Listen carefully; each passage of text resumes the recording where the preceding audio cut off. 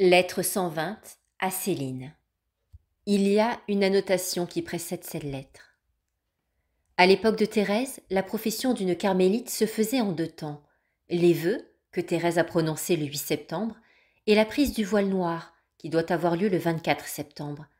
Thérèse raconte. Le matin du 8 septembre, je me sentis inondée d'un fleuve de paix, et ce fut dans cette paix, surpassant tout sentiment, que je prononçai mes saints vœux. Le 24 eut lieu la cérémonie de ma prise de voile. Il fut tout entier voilé de larmes. Tout fut tristesse et amertume. Cependant la paix, toujours la paix, se trouvait au fond du calice. Annotation, histoire d'une âme. En effet, Louis se trouvant un peu mieux à cette période, Céline avait projeté de le faire venir à la cérémonie.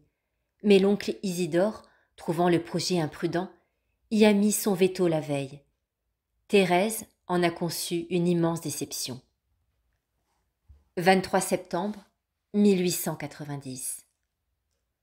Ô Céline, comment te dire ce qui se passe dans mon âme? Elle est déchirée, mais je sens que cette blessure est faite par une main amie, par une main divinement jalouse. Tout était prêt pour mes noces, mais ne trouves-tu pas qu'il manquait quelque chose à la fête? Il est vrai que Jésus avait déjà mis bien des joyaux dans ma corbeille, mais il en manquait sans doute un d'une beauté incomparable. Et ce diamant précieux, Jésus me l'a donné aujourd'hui. Céline, en le recevant, mes larmes ont coulé. Elles coulent encore, et je me les reprocherais presque si je ne savais pas qu'il existe un amour dont les larmes sont le seul gage. C'est Jésus seul qui a conduit cette affaire. C'est lui, et j'ai reconnu sa touche d'amour. Tu sais à quel point je désirais ce matin revoir notre Père chéri. Eh bien, maintenant je vois clairement que la volonté du bon Dieu est qu'il n'y soit pas. Il a permis cela simplement pour éprouver notre amour. Jésus me veut orpheline. Il veut que je sois seule avec lui, seule, pour s'unir plus intimement à moi, et il veut aussi me rendre dans la patrie les joies si légitimes qu'il m'a refusées dans l'exil. Céline, console-toi. Notre époux est un époux de larmes, et non pas de sourires. Donnons-lui nos larmes pour le consoler, et un jour ces larmes se changeront en sourires d'une douceur ineffable. Céline, je ne sais pas si tu vas comprendre ma lettre, je puis à peine tenir ma plume. Et puis, une autre te ferait beaucoup d'explications du parloir de mon oncle, mais ta Thérèse ne sait te parler que le langage du ciel. Céline comprend ta Thérèse. L'épreuve d'aujourd'hui est une douleur difficile à comprendre. On voit une joie qui nous est offerte.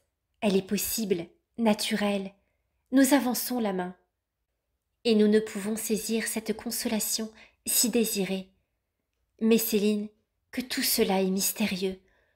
Nous n'avons pas d'asile ici-bas, ou du moins tu peux dire comme la Sainte Vierge, quel asile? Oui, quel asile. Mais ce n'est pas une main humaine qui a fait cela, c'est Jésus. C'est son regard voilé qui est tombé sur nous.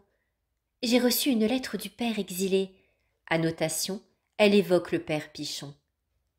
J'ai reçu une lettre du Père exilé, et en voici un passage. Oh, mon Alléluia est imprégné de larmes. Ni l'un ni l'autre de vos pères ne sera là pour vous offrir à Jésus. Faut-il beaucoup vous plaindre ici-bas, quand là-haut tous les anges vous félicitent et les saints vous envient? C'est votre couronne d'épines qui les rend jaloux. Aimez donc ces piqûres comme autant de gages d'amour de votre divin époux. Céline, acceptons de bon cœur l'épine que Jésus nous présente. La fête de demain sera une fête de larmes pour nous, mais je sens que Jésus sera si consolé. Je voudrais t'en dire bien long, mais les paroles me manquent.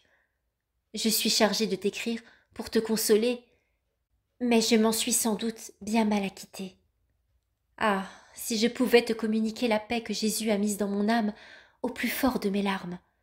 C'est ce que je lui demande pour toi, qui est moi.